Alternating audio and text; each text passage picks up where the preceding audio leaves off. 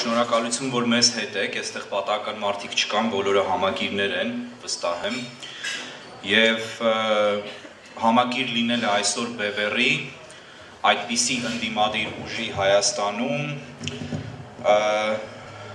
թվում է թե պիտի որ ճակերտների մեջ մոդայիկ չլիներ, որովհետեւ մենք գիտենք, որ Սփյուռքում ավանդաբար գոնե սփյուռքյան կառույցների մասով կամ դրանց մեծամասնության մշտապես կառույցները գոնե նախընտրել են լինել միշտ իշխանությունների կողքին, հայրենի իշխանությունների քովը, ինչպես ասում են։ Հիմա իրավիճակը տեսնում ենք, որ փոխվում է առաջին անգամ այս 30 տարիների ընթացքում, դժվար է փոխվում, դանդաղ է փոխվում, բայց փոխվում է, եւ դրա առաջին ծիծեռնակները պայմանականորեն առաջին, որտեղ ձեզ այն շատերը վաղուց են մեզ հետ, դուք եք, եւ դա չի կարելի չգնահատել։ Դուք այն մարդիկ եք, ովքեր գաղափարի համար նախընտրում են լինել ոչ ձեռնտու կողմում, որովհետեւ այդ գաղափարի հակառակ, այդ գաղափարի կողմում եւ դրա թիկունքին հայրենիքն է։ Հետևաբար, այստեղ հավաքված է գոնե այս համայնքի հայրենասերների կորիզի մի կարևոր մասը եւ շնորհակալություն ձեզ։ Ինչ է Բևեռը, շատերը կարծում են, թե դա կուսակցություն է։ Այո, կա ազգային ժողովրդավարական Բևեռ անունով կուսակցություն, որը ստեղծվեց, որպեսզի մենք կարողանանք մասնակցել ազգային ժողովի ընտրություններին կամ չընտրություններին։ Բայց Բևեռը այն ձևաչափով, որով գործում է, օրինակ ես կուսակցական չեմ։ Արա Պապյանը կուսակցական չէ, եւ խորհրդի անդամների գերակշիռ մեծամասնությունը կուսակցական չէ։ Մենք վեր կուսակցական շարժում ենք, մենք համազգային շարժում ենք, մենք քաղաքական ուժերի եւ քաղաքական հասարակական անձանց վեր կուսակցական լուրջ միավորում ենք։ Եթե նկատել եք վերջին շրջանում մեր աջակիցների թիվը սրընթաց աճում է։ Աճում է վերջապես տասնամյակների հալածանքներից, տասնամյակի, առնվազն մեկ տասնամյակի հետապնդումներից եւ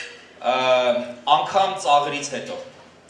Հիմա արդեն Բևեռին Հայաստանում եւ Սփյուռքում շատ լուրջ են վերաբերվում եւ մենք դա տեսանք օրեր առաջ ռուսական ամենակարևոր պրոպագանդիստների Սոլովյովի, Բաղդասարովի եւ այլոց մեր դեմ արված հարձակումներից։ Մենք տեսնում ենք, թե մեզ ինչպես է արձագանքում ադրբեջանական հեռուստատեսությունը։ Պարբերականորեն եւ անընդհատ տեսանյութեր են թողարկում մեր մասին ռուսների հետ համատեղ։ Ռուսները նույնն են անում։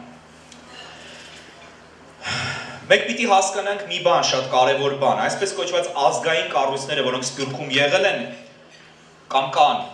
դրանց գերակշիռ մեծամասնությունը, եթե փորձեմ դիվանագիտորեն արտահայտվել, հետ է ընկել ժամանակից։ Ու այդ կառույցները չեն կարողանում արձագանքել ժամանակակից մարտահրավերներին։ Այդ կառույցները ընդգրկուն համակարգային փոփոխությունների կարիք ունեն։ Եվ այդ հարցում մեծ դեր ու անելիք ունի Սփյուռքը։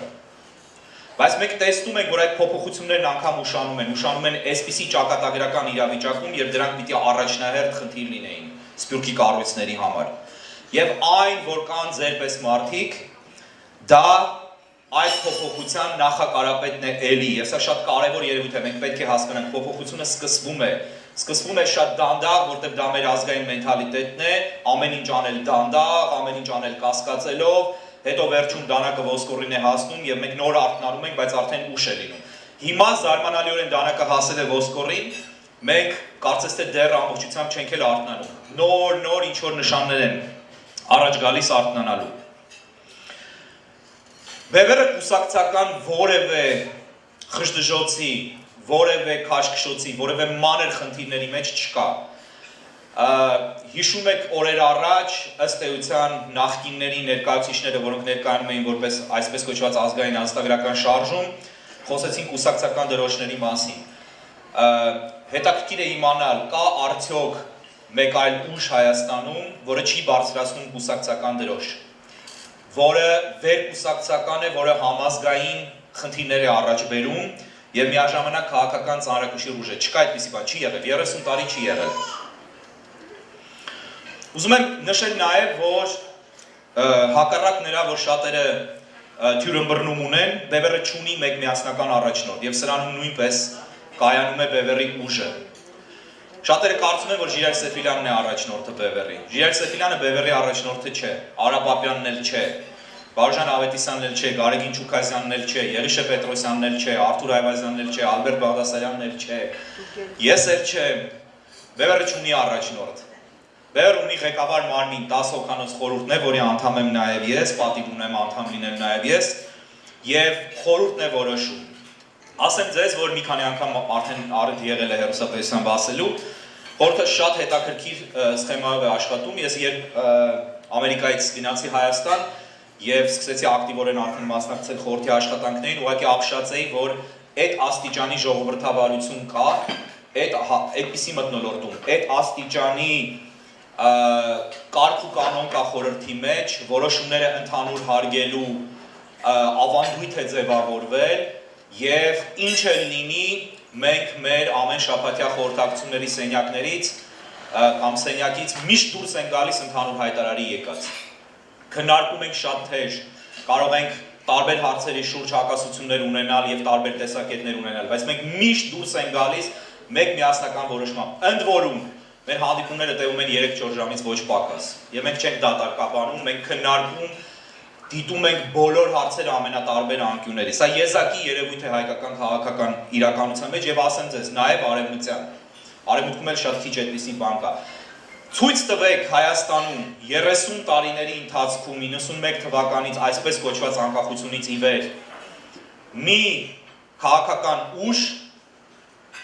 որը աշխատել է կոլեգիալ սկզբունքով, որտեղ ընդգծված ղեկավար չկա։ Չկա այդպիսի բան։ Բոլոր կուսակցությունները, քաղաքական ուժերը, դաշինքները կազմված են եղել մարդ կուսակցությունների շուրջ կամ անհատ առաջնորդների շուրջ։ Բոլորը, ներառյալ այսօր։ Բևերը միակ բացառությունն է։ Ով ենք մենք ընդհանրապես։ Տարբեր մարդիկ են հավաքված Բևերի խորհրդում, տարբեր կենսագրություններով, անգլերենով ասած background-ներով։ Մենք ունենք անգամ, եթե հիշում եք, 70-ականների, 80-ականների, 90-ականների ամենախոշոր աստղերից մեկին Եղիշե Պետրոսյանին, որը մեր ամենաակտիվ անդամներից է խորհրդի։ Մենք ունենք Ղարաբաղյան շարժման նախաձեռնողներից մեկին Ալբերտ Բաղդասարյանին։ Մենք ունենք իրավաբան Արթուր Այվազյանին, Գարեգին Չուքազյանին, որ շատ հայտնի է ներկայացնելու կարիք չունի, Վարուժան Ավետիսյանը, Ժիրայր Սեֆիլյանը, որ դժբախտություն ունեցավ ողջ մնալու առաջին պատերազմից հետո եւ այս ամեն ինչի միջով անցնելու միջդեռ իր կարևորությամբ իրեն չգերազանցող շատ շատերը այսօր ազգային հերոսներ են համարվում եւ արժանավորաբար իհարկե եւ իրենց մայից հետո այսպես պատվի են արժանանում, բայց Ժիրայր Սեֆիլյանը կրել է տարբեր զրկանքներ եւ հիմա էլ ենթարկվում է մեր բոլորի հետ քաղաքական հետապնդումների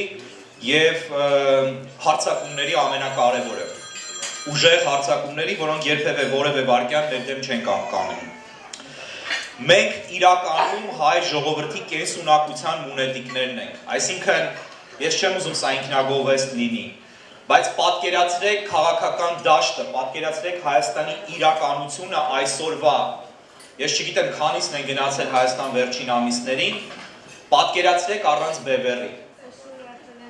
Դա ստացվում է ընդամենը մեկ Բևեր քաղաքական, եթե Բևերը չլինի, դա ռուս-թուրքական Բևերն է, որը այսօր Հայաստանում ամբողջապես տիրում է դաշտին բացառությամբ Բևերի։ Եվ դա կնշանակեր, որ հայ ժողովուրդը չունի ապագա, հայկական պետականությունը չունի ապագա եւ չի լինելու պետություն։ Հիմա մենք միևնույն է կանգնած ենք այդ վտանգի առաջ, բայց մենք պայքարում ենք։ Մենք հույս ունենք եւ վստահություն ունենք, որ հաղթելու ենք, եւ այդ հույսը եւ վստահությունը տարածվում է նաեւ ժողովրդի եւ պետության ապագայի վրա։ Ինչ ենք անում այսօր, որն է մեր հիմնական առաքելությունը այսօր։ Ինչ ենք անում Հայաստանում։ Արթնացնում ենք ժողովրդին։ Եվ ես հաճախ ասում եմ, փոխանակ մենք պայքարեինք եւ հնարավորություն ունենայինք պայքարելու նախ եւ առաջ արտաքին թշնամիների դեմ, որոնք շատ են եւ հանդես են գալիս երկու ճամբարներով, երկու խմբերով, բայց մեկ ճամբարով, ռուս-թուրքական դաշինքի տեսքով։ Մենք հիմա պայքարում ենք ներքին թշնամու դեմ։ Մենք նաեւ պայքարում ենք մեր մեջ նստած թշնամու դեմ, դա մեր անտարբերությունն է։ Դա մեր կոմայի մեջ լինելն է, դա մեր ինքնամեկուսացումն է։ Եվ սա ամենակարևոր գործն է, որ Բևերը այսօր անում է, բայց Բևերը նաև զբաղվում է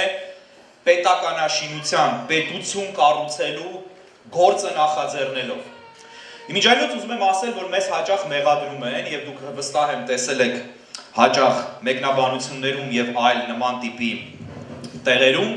որ ասում են գործ արեք, խոսում եք մենակ, գործ արեք, խոսում եք մենակ։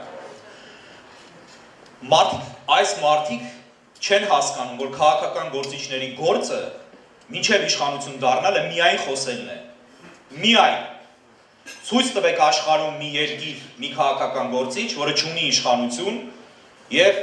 խոսելուց բացի այլ բանով է զբաղվում, օրինակ ասֆալտ է փռում կամ ջրամատակարարումն է վերականգնում կամ զբաղվում է երկրի պաշտպանական խնդիրներով։ Եվ չնայած դրան, մենք բազում գործերով այնուամենայնիվ զբաղվում ենք, բայց այդ մասին չենք բարձրաձայնում։ Օրինակ Սեֆիլյանը մի քանի անգամ խմբերով գնացել է Սյունիք այս ընթացքում,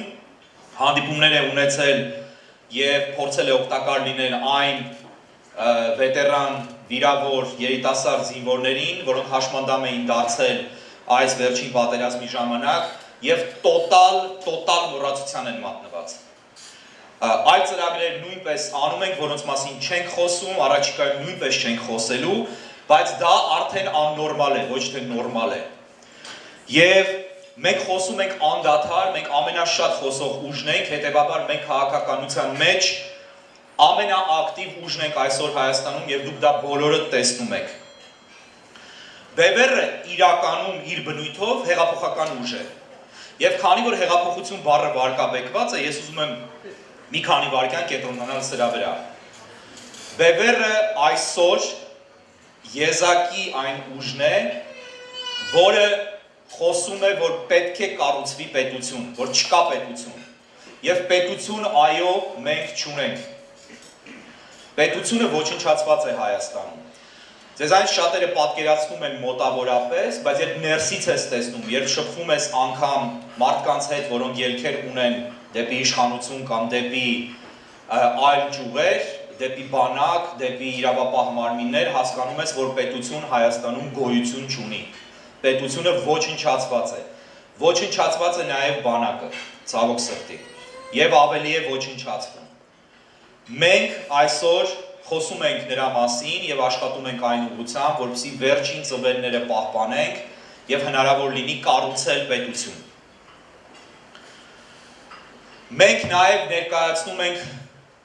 բոլորովին նոր Հայաստանի համար գաղափարախոսություն, ուղղություն, որը երբևէ Հայաստանում ոչ ընկալում է ունեցել, ոչ ընդունվել է, ոչ բարձրաձայնվել է, բայց ուղղություն, որը կյանքը ցույց տվեց, որ ճիշտ էր եւ հիմա դառնում է մեր միակ ընտրությունը, ոչ թե այլ ընտրանքը, որովհետեւ այլ ընտրանք չկա, այլ միակ ուղղությունը։ Դա երկրի արտաքին քաղաքական վեկտորը փոխելու ուղղությունն է, դա պետական ամբողջ համակարգը վերից վար արմատապես փոխելն է։ Դա Հայաստանի փոփոխության, այսինքն Հայաստանի համակարգի փոփոխության ծրագիր է։ Մենք ներկայացրել ենք ծրագիրը, բազմաթիվ անգամներ խոսել ենք, ես չեմ ուզում ժամանակ խլել ձեզանից այս ամենը մանրամասն ներկայացնելով, բայց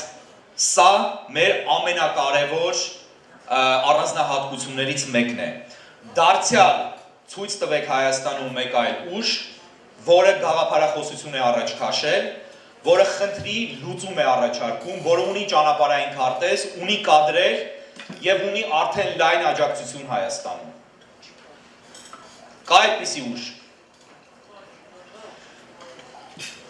Մենք հասկանում ենք, որ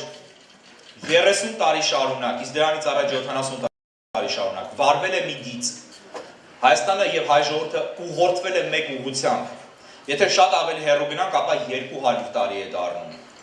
Եվ արդյունքում ունենք այնինչ ունենք։ Մենք 200 տարի շարունակ բացառությամբ 30 տարվա ակնթարթային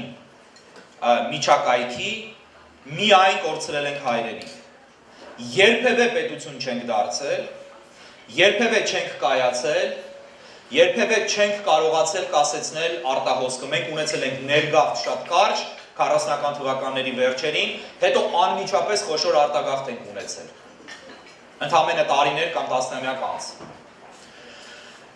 Հայաստանը անընդհատ այս վեկտորի եւ այս ուղու եւ այս մենթալիտետի մեջ մնալու արդյունքում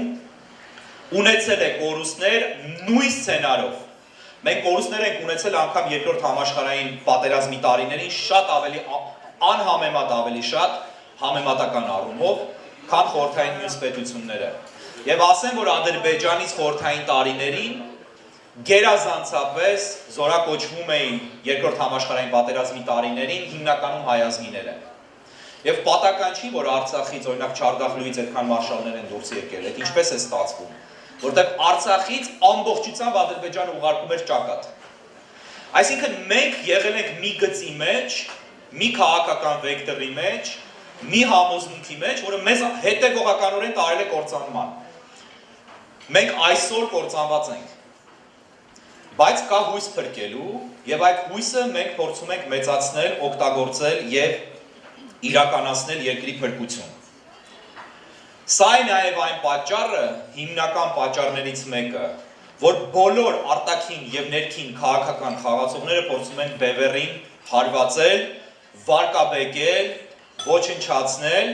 եւ սա է պատճառը, որ պետությունը հետեւողականորեն հալածում է բևեռին։ Կա Հայաստանի շուրջ մեկ կոնսենսուս այսօր աշխարհում։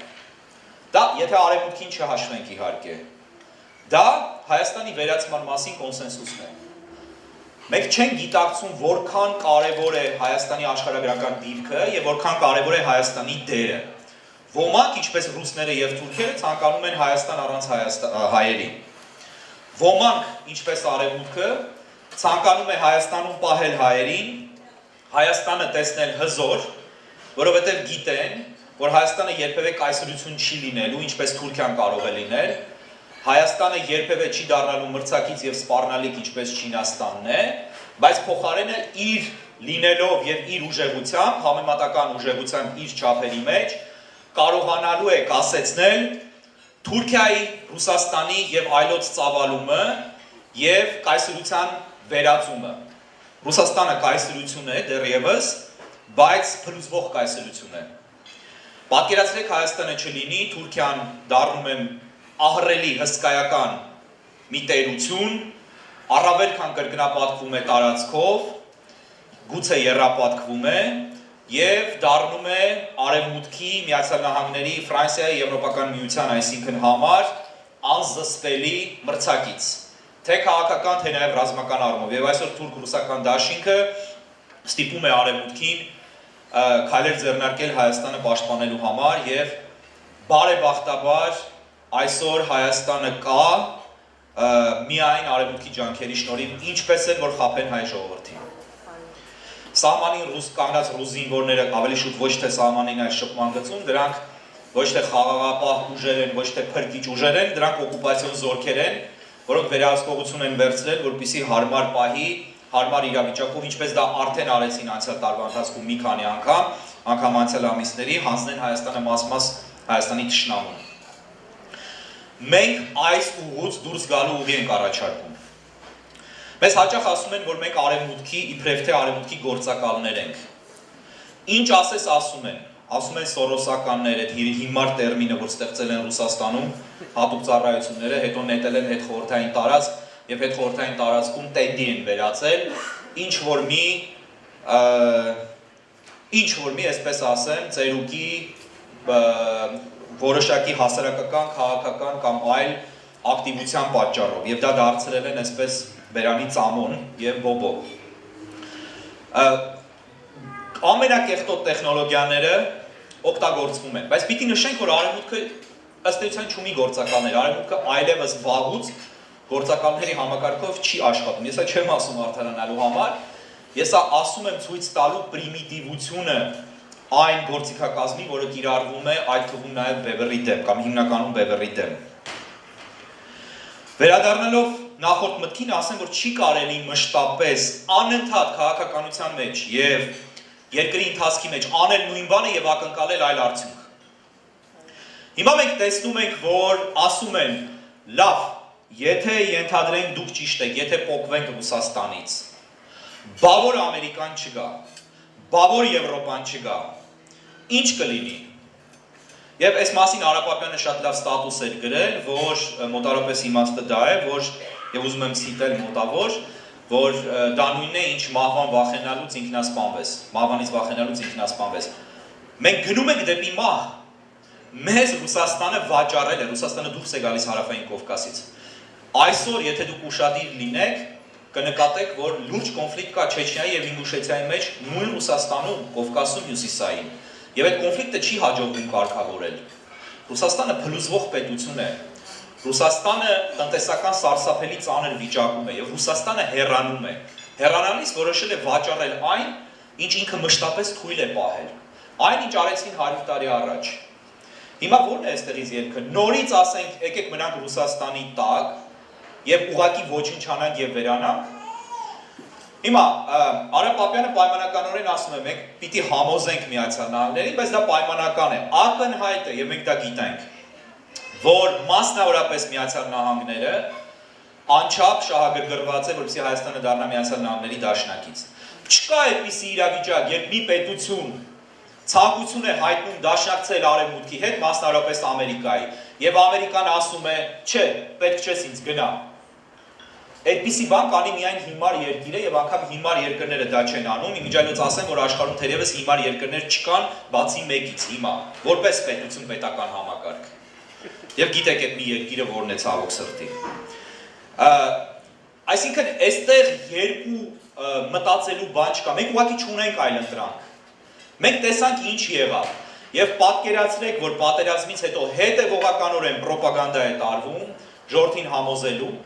որ չկա այլ ընտրանք։ Նոր տեխնոլոգիա են կիրառում, ասում են Ռուսաստանը վատն է, եւ դա իհարկե Ռուսաստանն է տեխնոլոգիան ներդրել Հայաստանում քաղաքական տեխնոլոգիա։ Ռուսաստանը վատն է, շատ վատն է, բայց տարբերակ չկա։ Արևմուտքը լավը չի։ Հետևաբար պիտի փորձենք Ռուսաստանից փոխվել եւ ինքներս մենք ուժեղանանք։ Ինքներս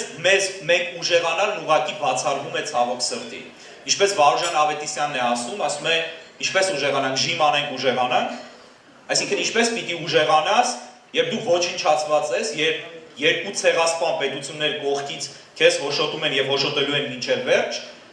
եւ ինչ ես դու անելու առանց դաշնակիցների։ Ինչ ես դու անելու առանց դուրս գալուց ուղակից։ Տեսեք, վրացիները դուրս եկան ծուղակից եւ փրկվեցին, ռուսական ծուղակից դուրս եկան։ Այսօր Հայաստանում ռոպագանդա ռուսական փորձում է ներկայացնել իբրև թե Վրաստանը վատ վիճակի մեջ է, իբրև թե պատերազմի արդյունքում իրենք տարածքներ կորցրեցին։ Վրաստանը 93 թվականին էր կորցրել, ինչ կորցրել էր։ Որևէ բան, որևէ սանտիմետր հող չկորցրեցին 2008 թվականի պատերազմի ժամանակ։ Ընդհակառակը շահեցին լիակատար անկախություն։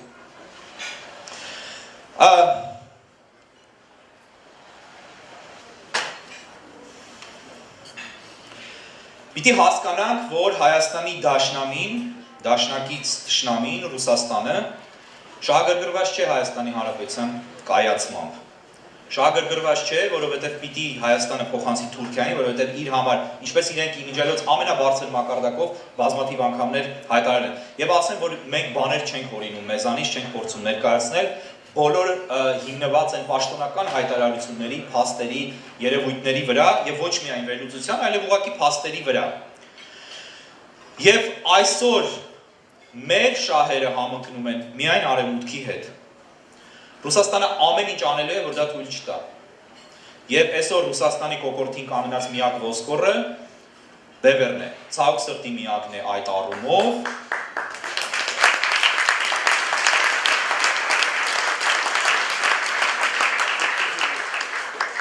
Որովհետև մենք շատ կուզենայինք, որ մեր չափերի, մեր ազդեցության եւ մեր գաղափարախոսությունը կրող այլ ուժեր լինեին։ Այո, կան այլ ուժեր, բայց դրանք չունեն այդ ազդեցությունը, ակտիվ չեն կամել, կան առանձին անհատներ, որոնց մենք շատ համակրում ենք, բայց որոնք շատ пассив են կամ ընդհանրապես հրապարակային հանդես չեն գալիս, եւ սա լուրջ խնդիր է։ Լուրջ խնդիր է, որովհետեւ պատասխանատվության բեռը ահավոր մեծ է։ Եվ շատ դժվար է, շատ ավելի դժվար է պայքարել այս կարգավիճակում, քան եթե ունենար դաշնակիցներ։ Չնայած դրան մենք չենք խորշում մեր դուռը բաց պահելուց եւ պատրաստ ենք մեր գաղափարախոսությունը կիսողների հետ, եթե այդպիսիք լինեն կամ գտնվեն, ճանապարհ անցնել։ Եվ միավորման մասին երեք մենք հայտարարություն ենք արել, հասցեավորելով այդ խնդիրը, որովհետեւ ցավոք սրտի մեզանում կա մի տարամբռնում, որ իբրև թե միակ փրկությունը կարող է լինել միավորմամբ եւ միավորումը դարձել է ինքնանպատակ։ Ամերիկայի հայ համայնքը ամենակարևոր համայնքներից մեկն է, եթե չասենք ամենակարևորը աշխարհում, եւ նաեւ միակն է, որը գերակշիռ մեծամասնությամբ հիմա համալրված է հայաստանցիներով, այսինքն այն խավով, որը Հայաստանում է ծնվել, որը Հայաստանի իրականությունը մի փոքր, եթե այսպես ձևակերպեմ, ավելի լավ գիտի, քան սփյուռքահայերը, ովքեր Հայաստանում չեն ծնվել։ Եվ այս համայնքի կարևորությունը անչափ մեծ է Հայաստանի կյանքում եւ սա պիտի համայնքը հասկանա։ Ցավոք սրտի այստեղ կա լուրջ пассивություն, բայց այդ пассивությունը նույնպես կարծես թե դուրս է գալիս։ Մենք պիտի հասկանանք, որ այս համայնքի լոբիստական ուժը, այս համայնքի կապերը եւ ազդեցությունը պետք է ուղղվեն ոչ թե հիմար լոբիստական գործողությունների վրա, ինչպիսիք որոնցով զբաղվում են ոմանք Վաշինգտոնում կամ անձնական մակարդակով կամ չգիտեմ ինչերով,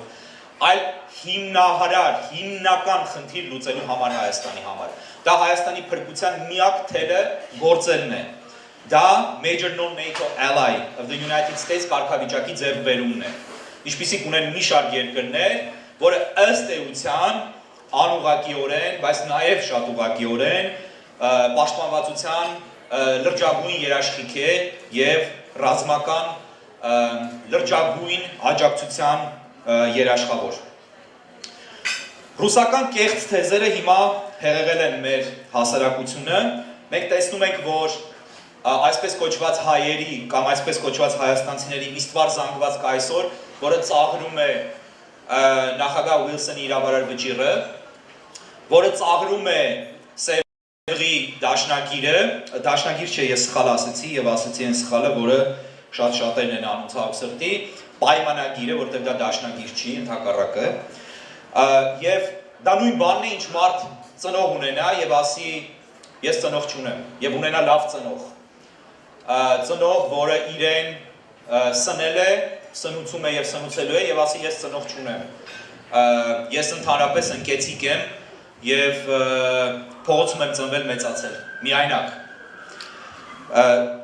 Անպատկերացնելի մի բան է, դու հրաժարվում ես քո Հայաստանի տերմինով ասած կադաստրի թղթից, ամերիկյան տերմինով ասած քո տան թայթլից։ Դու ուղղակի հրաժարվում ես դրանից եւ սկսում ես ծաղրել այն իրավունքները, որոնք դու ունես։ Ես ավելի այսպես, գիտեք չէ, ամերիկյան մշակույթում շատ լավ ծանոթ է ձեզ այդ արտահայտությունը self-hating եւ ասում են ազգություն է։ Հիմա մենք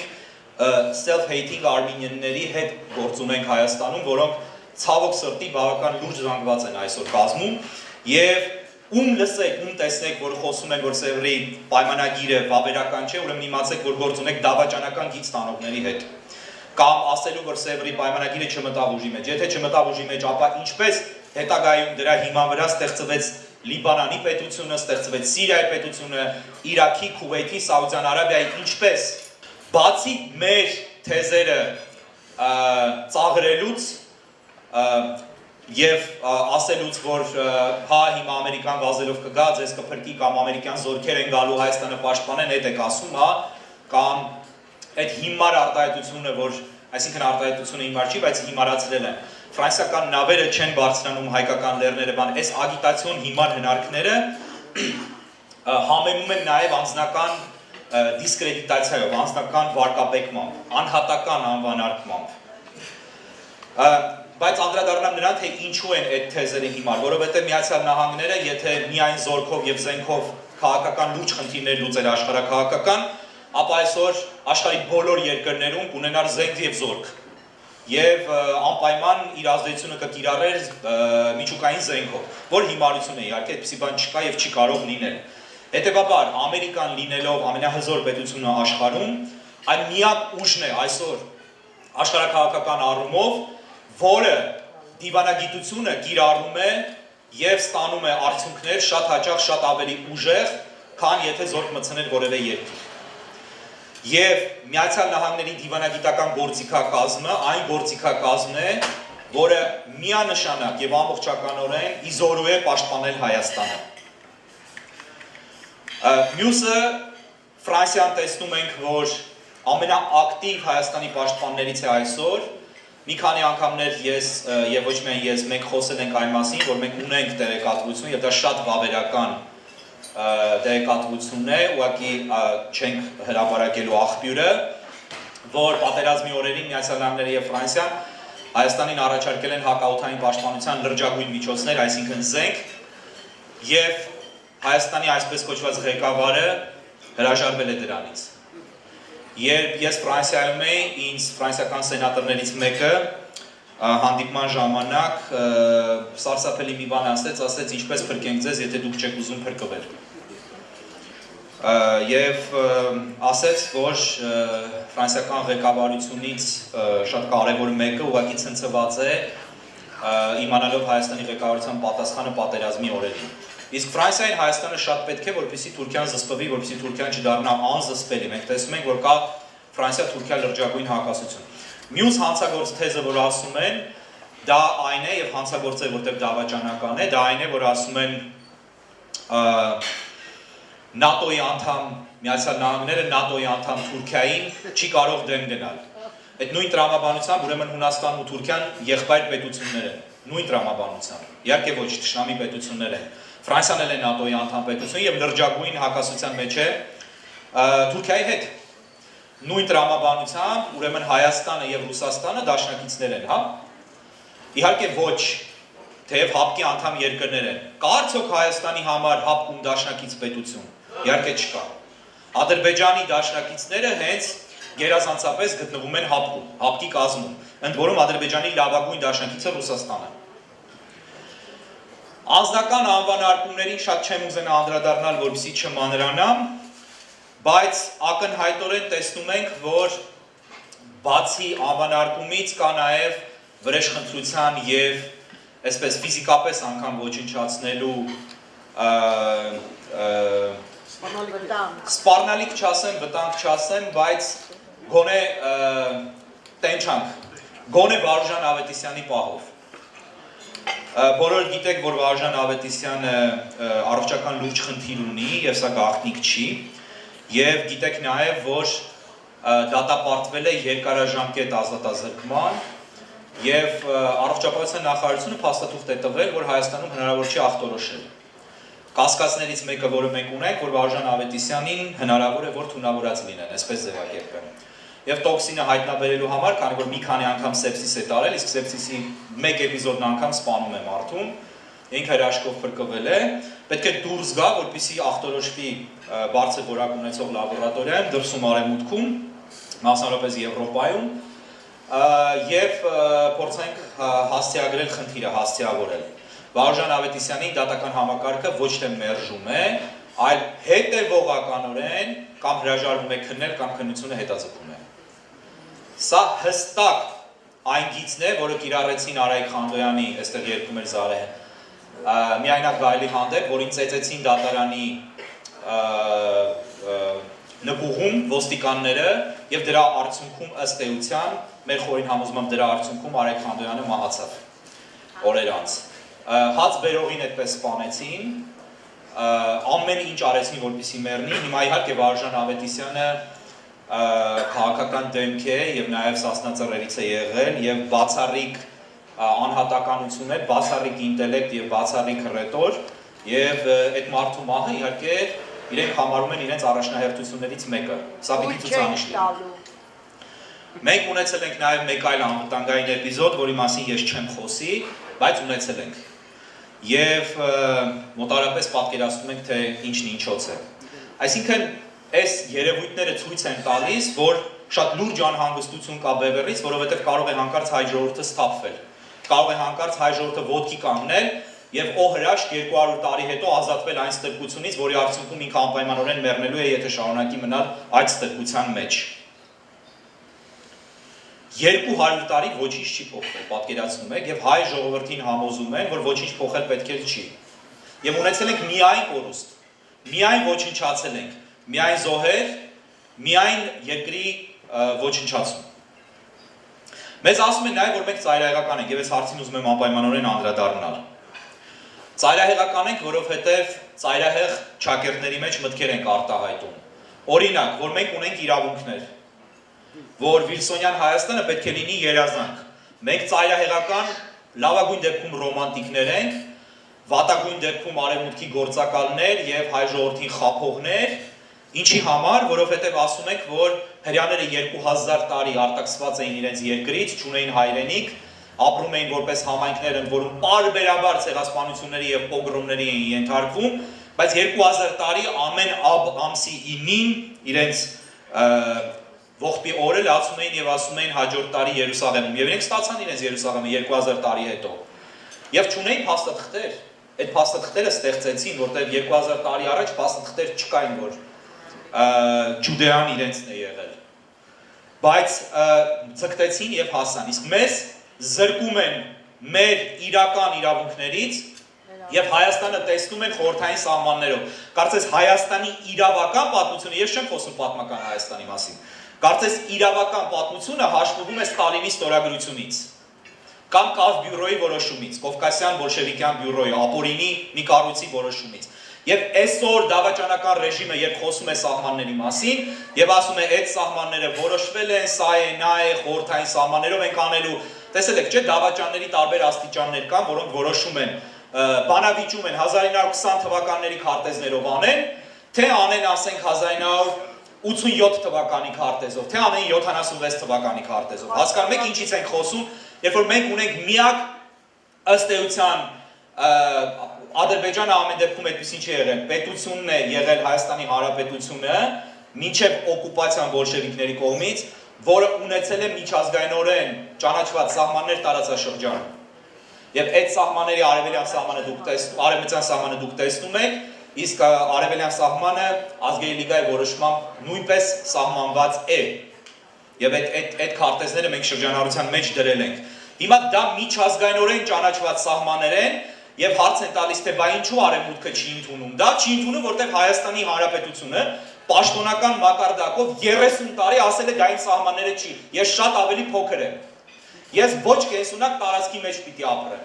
Իսկ այն տարածքը, որը կա, խորհրդային Հայաստանի, որը դուք այսօր տեսնում եք, որը այսօր Հայաստանի ֆիզիկական տարածքն է, ինչպես Բաբ Մենենդեսը ասեց, տերմինը ֆիզիկական տարածք, կամ այն տարածքը, որը վերահսկվում է Հայաստանի կողմից, դա կենսունակ տարածք չէ, այդ տարածքում հայ ժողովուրդը ապրել չի կարող, հատկապես այսպիսի ագրեսիվ ցեղասպան եւ Հայաստանը խլել ցանկացող հարևանների պարագայում, արկայության պարագայում։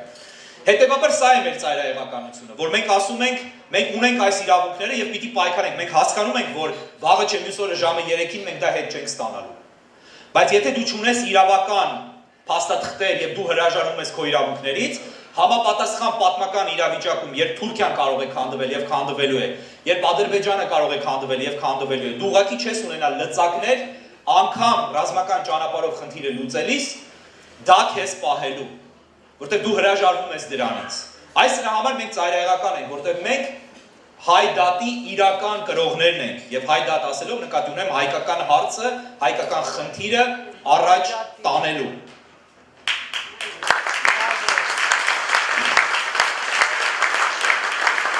Մենք ծայրահեղական ենք, որովհետև մենք ասում ենք բաներ, որոնք երբևէ որևէ մեկը Հայաստանում չի ասել։ Հայաստանում ընդունված է, չէ՞, պարսկական եւ ռուսական տիրապետության տակ եղած պետությունը կամ ժողովուրդը ավելի շուտ վերցնում է շատ բաներ քաղաքական մշակույթից չունենալով պետություն։ Օրինակ մեղմախոսությունը, եւ այդ խնդրին ես անպայմանորեն հիմա անդրադառնալու եմ։ Օրինակ իրերը իրենց անուններով չկոչելը, օրինակ փափուկ բաներ ասելը, օրինակ արժանիներին, այսինքն անարժան լինելու արժանիներին իրենց անուններով չկոչելը։ չդիմելը իրենց բնորոշումներ չտալը։ Լսել եք, չէ, Հայաստանում որ ասում են, խնդրում եմ մի պիտակավորեք, իսկ ինչի չպիտակավորենք։ Խաբենք, խաբեցին, 30 տարի խաբեցին, խաբեության արդյունքում կորցրեցինք Հայաստանը։ Խաբեցին, թե Արցախը անկախացնում են, որովհետև դա ճիշտ ճանապարհ է, Արցախը կորցրեցինք։ Խաբեցին, թե Ռուսաստանը թույլ չի տա, որպեսզի թշնամին հարձակվի, արդյունքում թշնամին հարձակվեց։ Խաբեցին, թե Արցախի գեներալները, ղեկավարները, հերոսներ են սա են նա են, հոգևորականները, տեսանք ինչպես իրենց պահեցին, ինչ բերեցին ընդհանրապես պետության գլխին։ Խաբեցին, թե ամեն ինչ անում են բանակի համար, տեսանք, որ ամեն ինչ թալանեցին։ Խաբեց Փաշինյանը օրինակ, ամեն հարցում եւ հավատացին, տեսանք, թե ինչ եղավ, որտեվ իրենց անունով չէին կոչում։ Մենք թերևս հարց է առաջանում, ում գիտենք, որի բոլոր կանխատեսումները քաղաքական իրականացել են։ Սարդարապատ շարժումը, նախախորհրդարան շարժումը, 100-ամյակն առանց ռեժիմի շարժումը, որոնք բոլորը նույնն են եւ եկան Սասնա հետո Բևերը, բոլոր այս ուժերը, որը ըստ էության մեկ շարունակական շղթա են, բոլոր կանխատեսումները իրականացել են։ 2016 թվականին ես առաջինն էի, որ ապրիլյանից հետո ասեցի, որ լինելու է մեծ պատերազմ։ Ինձ Հայաստանի Սերժ Սարգսյանի ռեժիմի նախարարը զանգել Նյու Յորք եւ ասել է ինչ ես պանիկա տարածում, դու հասկանում ես, որ դու հանցագործությանը հավասար բան ես անում, ոչինչ էլ չի լինի, պատերազմ չի լինի, ռուսները թույլ չեն տա եւ այլն եւ այլն, եւ շատերը իրենք էին հավատում դրան։ Մենք ասում ենք, հիմա մենք ծայրահեղ ենք, որը ծայրահեղական ենք, որտեղ ասում ենք Հայաստանը կորելու է։ Եթե մենք չփոխենք ամբողջական վեկտորը։ Մենք ծայրահեղական ենք նաեւ, որովհետեւ ասեցի, կոչում ենք մարդկանց եւ իրենց անուններով։ Որտեւ գիտեք ինչ կա, այդ ռուս-պարսկական քաղաքական մշակույթներում չկա իրենց անունով կոչելու տրադիցիա։ Չկա։ Կա արդյոք Ռուսաստանում, եղել է երբևէ, ցարի ժամանակ է եղել, բոլշևիկների ժամանակ, հետ բոլշևիկյան խորհրդային միության ժամանակ, թե Պուտինյան Ռուսաստանում։ Երբ է եղել իրենց անունով կոչելու մշակույթ։ Այստեղ Ամերիկայում եք ապրում։ Ամերիկյան քաղաքականությունը հավանաբար հետևում եք։ Տեսել եք ինչպիսի կատաղի պայքար կա։ Անցել են կիսաճշմարտությունների ժամանակները։ Շերեբ կուտակված կեղծիքը դարձավ վերջում հեղեղ եւ սրբեց տարավ այս ամբողջ կեղծիքը, որը ես նշեցի, Արցախը։ Հիմա սրբել տանելու է Սյունիքը, եթե մենք ուշքի չգանք։ Մենք պարտավոր ենք հիմա ուշքի գալ։ Մենք չենք հասկանում դա, մենք խաբում ենք ինքներս մեզ։ Մենք վատթարագույն բնավորություն ունենք ինքներս մեզ հանգստացնելու անընդհատ։ Մեզ թվում է, թե որ մենք չզբաղվենք Հայաստանով, որ մենք չմտածենք, Հայաստանում լավ կլինի դրանից։ Լավ չի լինի, կլինի ավելի վատ։ Եվ մենք փորձում ենք արթնացնել մարդկանց, փորձում ենք արթնացնել սփյուռքը։ Դրա համար եմ ես այստեղ։ Ինչ են փորձում անել մնացած մարդիկ, որոնք որպես էմիսարներ գալիս են։ Գիտեք, հիմա էլ օրինակ տեսանք, որ Թաթուլ Հակոբյանը հայտնի, որ իրեն լրագրող է կոչում, շատ տխրահարճակ մեկ այլ մեկի հետ, հիմա Միացյալ Նահանգներում է դարձյալ։ Ինչ են անում իրենք։ Ինչ քարոզ են տանում։ Պարզ է, չէ, ինչ քարոզ են տանում։ Եվ ինչի են հասնելու, փորձում են հասնել նրան, որպեսզի Սփյուռքի այս կարևորագույն համայնքը, Միացյալ Նահանգների համայնքը, միտքը շեղեն օբյեկտիվից եւ դավաճանական թեզերը դարձնեն մեյնսթրիմ այս համայնքում։ Էլի վերջին մի քանի ամիսներին դուք գիտեք հայտնի մարդիկ են եկել Հայաստանից այստեղ։ Հարցրեք ինքներդ ձեզ ովքեր են այդ մարդիկ եւ ինչ օրակարգեր են առաջ տանում։ Եվ մենք տեսել ենք լուսանկարներ Լոս Անջելեսի ազգային ջոչերի իրենց հետ նկարվելուց եւ այլն եւ այլն։ Շատերը մեզ մեղադրում են, թե եւ թարմ օրինակի վրա եմ ասում, այս մարդուն չի կարելի կպնել, այն մարդուն չի կարելի կպնել, պետք չի հեղինակավոր հարգված մարդկանց կպնել, որտեվ դա դժգոհության ալիք կարող է բարձրացնել, ձեռնտու չի լինի եւ այլն եւ այլն։ Ես ուզում եմ ասել, մենք կուրքեր ենք ստեղծել, կուրքերը մեզ բերել են կործանման եւ այդ կուրքերը իրենք մասնակից են դարձել Հայաստանի կործանմանը։ Մենք պիտի այդ կուրքերը տապալենք։ Այդ դրա համար ենք մենք նաեւ ծայրահեղական, որտեղ մենք ծայրահեղականորեն կեղծիքը չենք ընդունում։ Մենք նաև հասկանում ենք, որ ծայրահեղ իրավիճակում, ինչպիսին երկրի պետության եւ ժողովրդի կորուստն է, եւ այն ահավոր աղետը, որ եկավ մեր գլխին, դու պիտի ծայրահեղ միջոցներ ձեռնարկես։ Երբ քո տունը հրդեհի մեջ է, եւ երբ դու ունես ծխից թունավորված մեկը, դու պիտի այդ ծխից թունավորված մեկին ապտակներով ուշքի բերես։ Եթե սիրտը կանգ է առել, պիտի դեֆիբրիլյատորով սիրտը աշխատեցնես։ Ոչ թե թողնես, որ մեռնի եւ շոյես եւ փափուկ ինչ-որ շարժումներ անես։ Մյուս կողմից բոլոր նրանք, ովքեր պատասխանատու են, պիտի մերկացվեն։ Մենք որոշել ենք, բևեռով ենք որոշել, խորթով ենք որոշել, այն բացահայտումները, որ մենք սկսել ենք անել եւ որոնք նաեւ այս համայնքում ոմանց մոտ դժգոհություն են առաջացրել, մենք կրկնապատկելու, եռապատկելու, քառապատկելու ենք։ Մենք հին համակարգը ջարդելու ենք։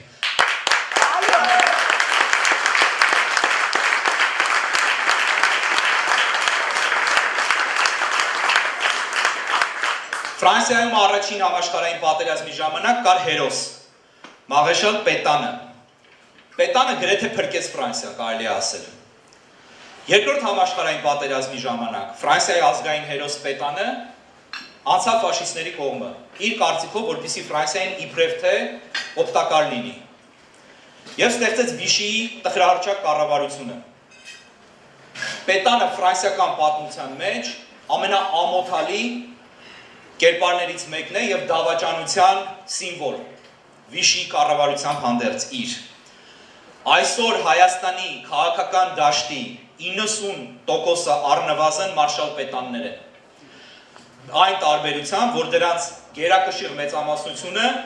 անգամ առաջին Արցախյանի ժամանակ հերոս չի եղել։ Բայց մենք գիտենք մարդկանց, որոնք ունեն հերոսի լուսապսակ, բայց ըստ էության հանցագործներ են։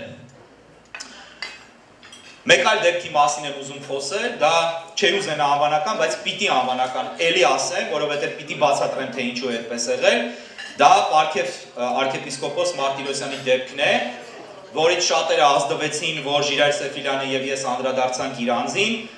Ինքը սրանից մի քանի րոպե առաջ հարցազրույց է տվել հեռուստատեսությամբ եւ փորձել է մեզ մեղադրել գլոբալիստականության մեջ, փորձել է մեզ մեղադրել ըստ էության, պատկերացնեք մարդը Ամերիկայում է գտնվում, ըստ օդում կախված լուրերի փորձում է ստանալ ամերիկյան բնակության իրավունք, ամիսներով էստեղ է եւ այդ մարդը մեզ մեղադրում է Ամերիկայի գործակալ լինելու մեջ եւ Ամերիկային մեղադրում է Հայաստանը քանդել ցանկանալու մեջ։ Նայեք այդ հաղորդումը կտեսնեք։ Ինչի մենք որոշեցինք անդրադառնալ իրեն, որտեղ մեր համոզմամբ դիվանագիտորեն ձևակերպեմ, մեր սուբյեկտիվ համոզմամբ այս մարդը պատասխանատու է Արցախի կորստի համար ի թիվս այլ անձանց։ Եվ մենք թքած ունենք, ինքը ունի arczepiskoposi կոչում, թե ոչ։ Մենք համոզմունք ունենք եւ շատ շատերը հավատում են, որ այդ մարդը KGB-ի գործակալ է եղել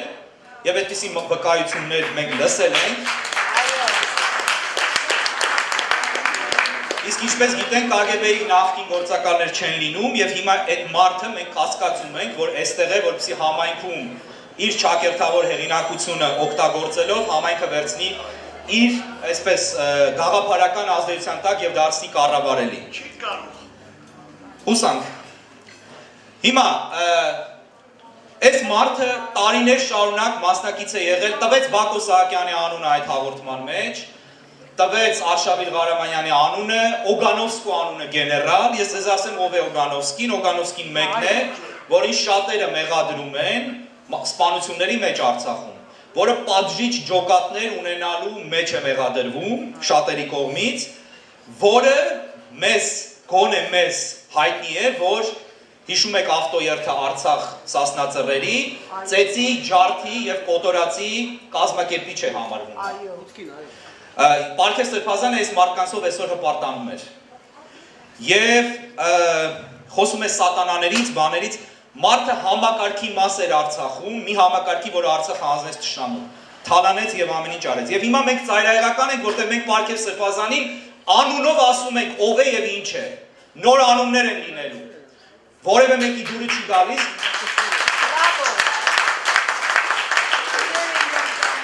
Որևէ մեկի դուրը չի գալիս, թող գնա Պարքև Սրբազանի կողքին կանգնի, ինչպես անում են վերջում հայ ժողովուրդը կամ կվերանա, կամ մենք կգանք իշխանության, որպեսզի այս ծրագիրը իրականացնենք եւ մենք իշխանության չենք տենչում, մենք հասկանում ենք դա ինչ տաժանագիր բան է լինելու, բայց մենք այլընտրանք չունենք, որտեղ եթե դու իշխանություն չես, դու չես կարող ծրագիրն իրականացնել։ Երկիրը փրկել, երկրին ուղղություն տալ, վեկտոր փոխել եւ ոտքի կանգնեցնել եւ պետություն կառուցել։ Կգանք իշխանության, այդ մարդիկ գալու են մեզ գցնեն, բայց մենք Սերժ Սարգսյանը չենք, մենք Ռոբերտ Քոչարյանը չենք, մենք Լևոն Տեր-Պետրոսյանը չենք, մենք Նիկոլ Փաշինյաններ չենք, մենք այդ մարդկանց չենք ներելու,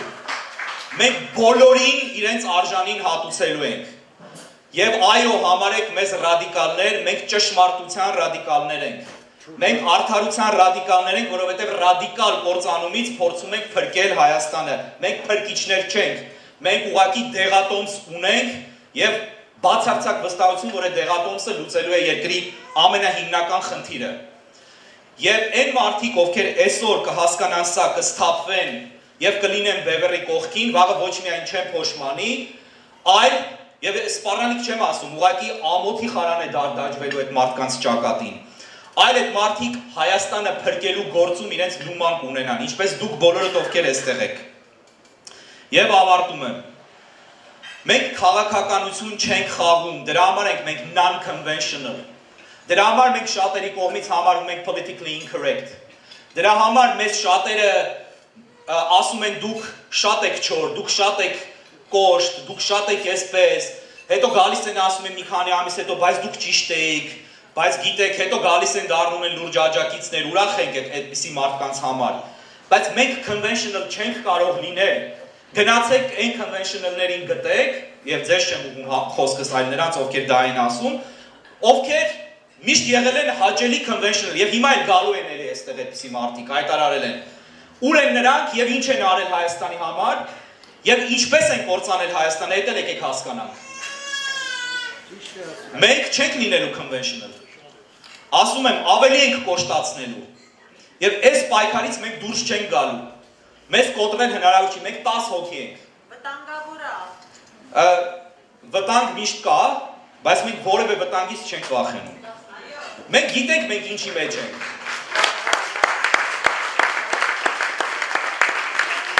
Իմիջիայլից ասեմ ձեզ, մեզանից յուրաքանչյուրը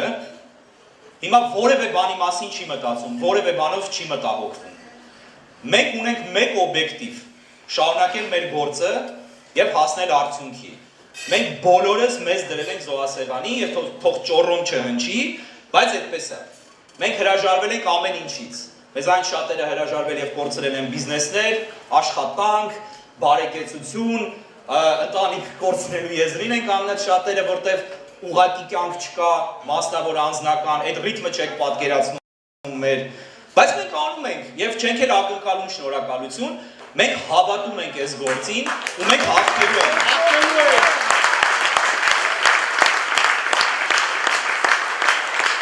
Հին խաղերի, հին վիճակի հնարավորություն,